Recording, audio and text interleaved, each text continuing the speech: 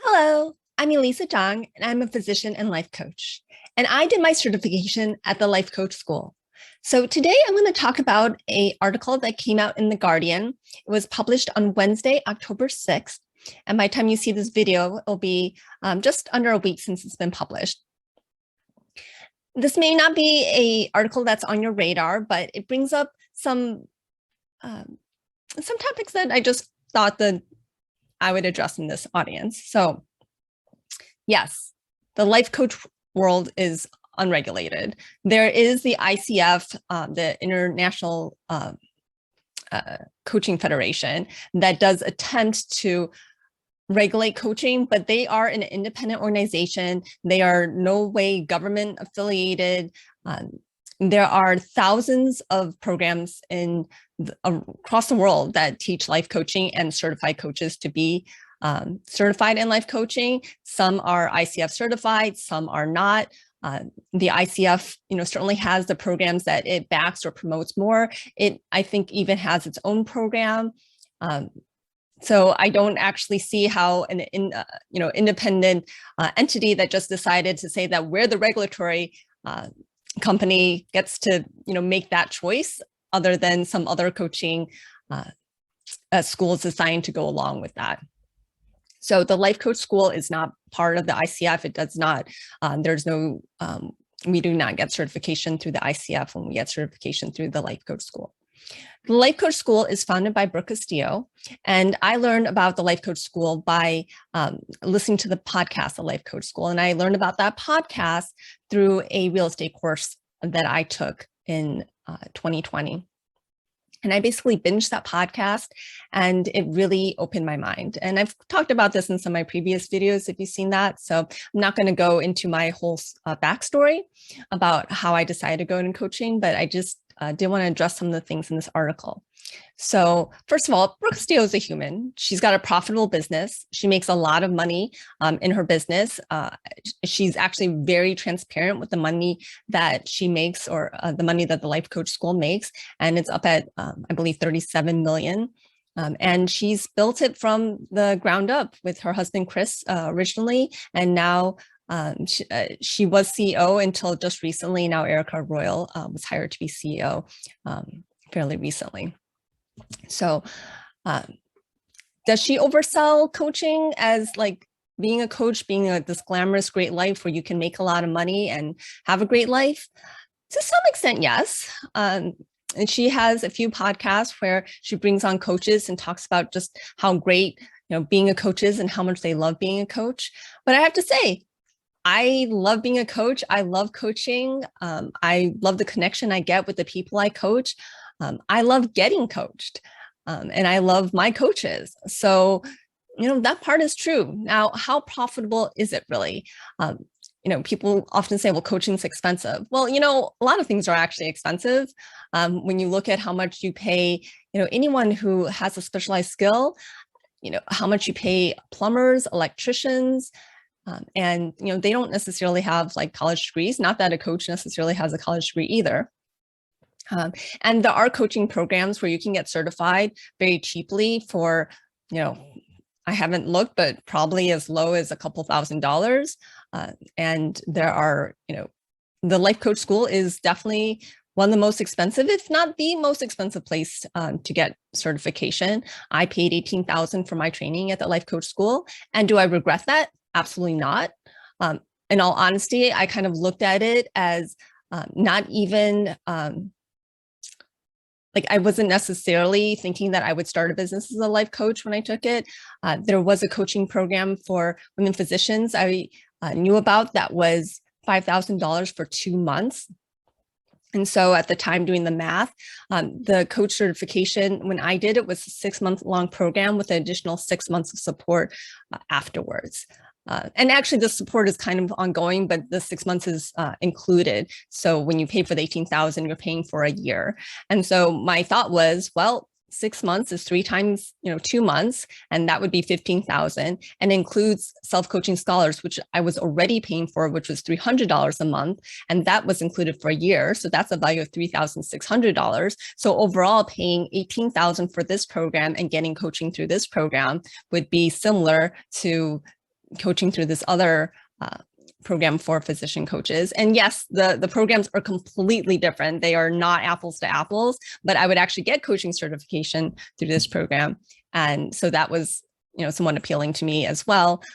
Maybe it's just the, wrap up degrees in me, but there was, obviously a glimmer of light. Well, maybe I will love it, and maybe I would want to do it. At the time, it was COVID, and I had previously thought about opening up my own private practice in ophthalmology and oculoplastics. And so I did have that kind of entrepreneur spirit as well. And going back to the unregulated coaching industry, that was actually part of what drew me, because of course, having a private practice, the medical industry is highly regulated, and we can't even set our own prices, right? Insurance really sets the prices. And it's even crazier than that. If you're not a physician, or if you work for a hospital, you may not realize that we actually bill the insurance company a certain amount of money, and then they pay whatever they're going to pay. If we bill them too much, then we're more likely to get audited because they think our prices are too high. If we bill them too little, we may not get the maximum amount that they will actually pay us for a given procedure or visit. And so it's this whole game that's completely not transparent, and really we have very little control, and we can't charge the patient any kind of difference between what the insurance pays and what we would potentially actually like to charge.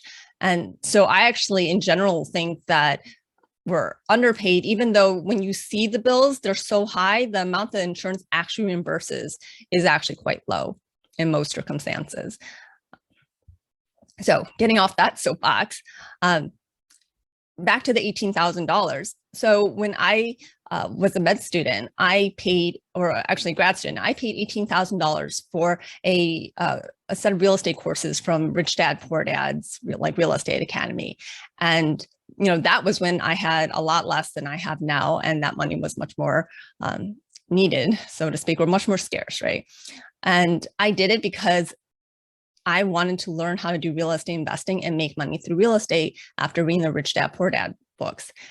Did Robert Kiyosaki oversell real estate? Well, there are lots of millionaires who've made their millions off real estate. There are actually probably a lot more people who've made millions off of real estate than there are who made millions off life coaching. And there are people who spend that much for a year of college, and 1 year of college doesn't necessarily guarantee you any kind of success.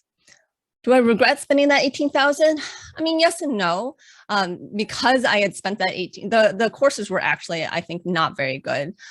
They definitely did not prepare me in order to really be successful in real estate investing. I finally actually purchased another course through somebody else where I did find a lot more success. And part of it was because of a little bit more hand-holding with the mentorship that was offered through that program.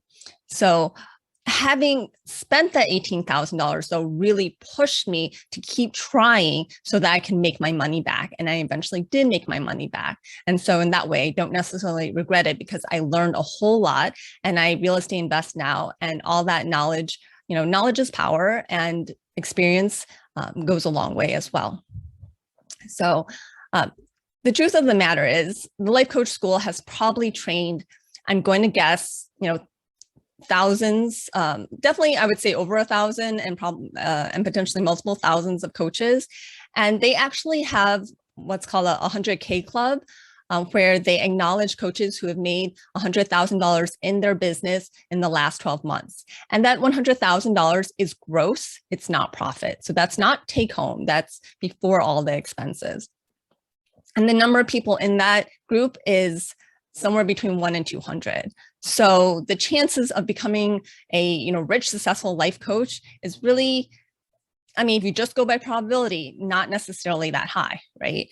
And as a physician, I think just about every physician working full-time in the United States makes $100,000 take home, not just gross. And certainly physicians can easily make $100,000 gross if they are working full-time as a physician. I understand, with private practice, maybe they're not netting that, but again, we're talking $100,000 $100,000 gross. And there's definitely overhead with any kind of business.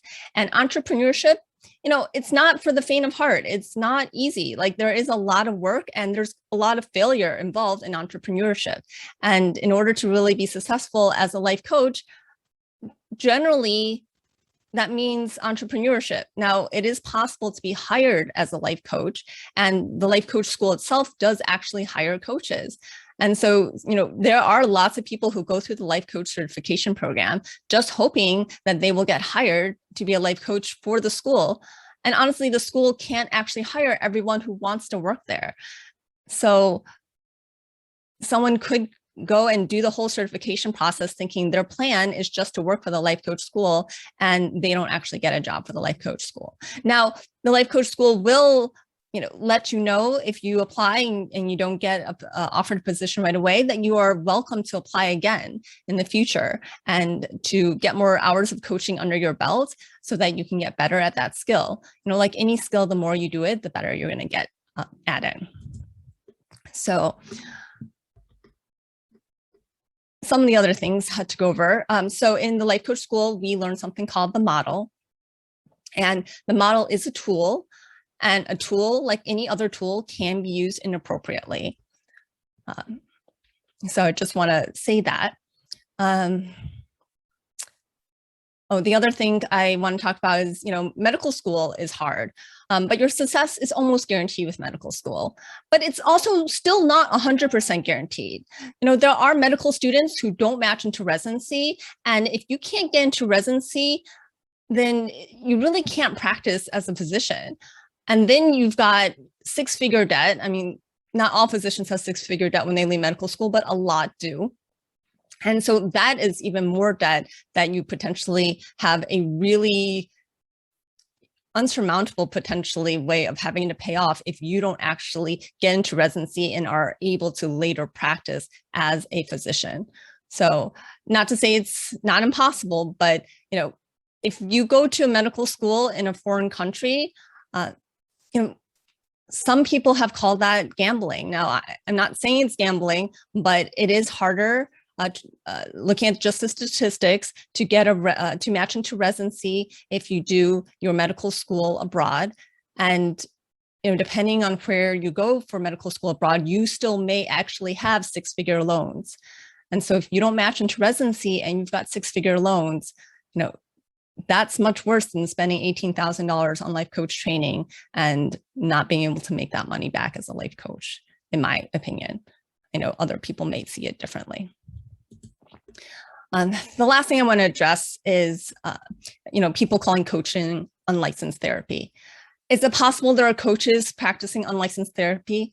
Yes, definitely. There may even be some physician coaches who are encroaching in that area.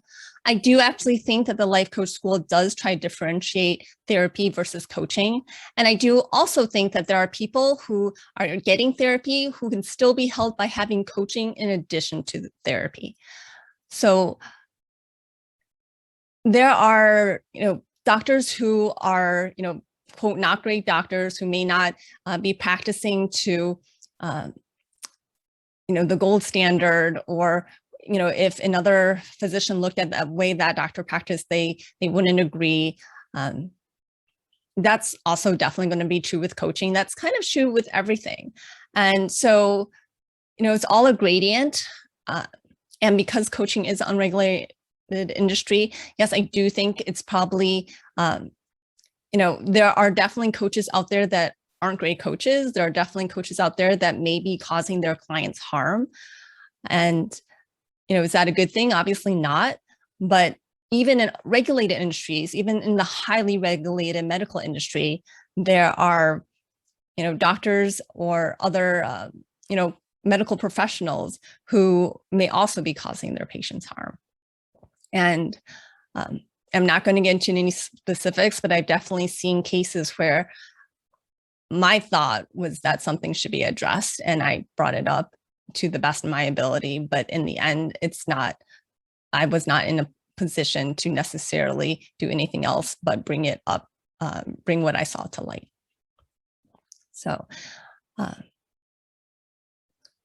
So if you're interested in the article, I probably should have said exactly where you could find it. So the article is called "I'm a Life Coach, You're a Life Coach, The Rise of the Unregulated Industry." It's by Rachel Monroe, and it was published in The Guardian on October 6th. If you Google that information, you'll easily be able to find it. I hope you found this YouTube video stimulating. And if you'd like to hear more from me, please subscribe to my YouTube channel. If you'd like to work with me, please come set up a free consultation at growyourwealthymindset.com. I'd love to talk to you. Thanks for being here.